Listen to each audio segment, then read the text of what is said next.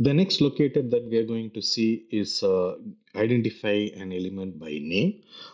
This is very similar to ID, and Playwright does not also have actually a separate locator to identify an element by name, but definitely through their global locator method, this is possible.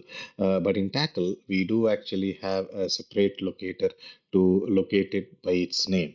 And if you have to locate an element by name, you simply select in the drop down by name and provide actually the name of that particular element. So now in this case, let's go to the google.com and see an example which basically has a name. Let's actually go and then select this text box, and please do not get confused with the accessibility, the role name what you see over here with the tag attribute called as name. Both are completely different.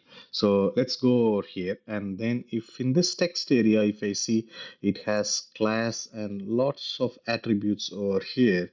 Now if I move further, it basically has actually a name called as q.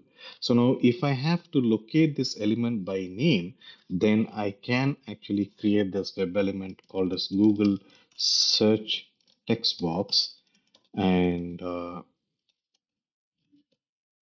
provide actually the name as q. Now, once this is created, now you will be able to actually identify this web element by the name. But you have to be a bit careful also with the name, very similar to ID. There are high chances that the developer is changing the name for some reason over here. For example, in this case, if you see the ID, it's quite kind of random. So maybe it's not actually a good idea to use the ID, but the name is equal to Q. I kind of actually think that it might work always with Google.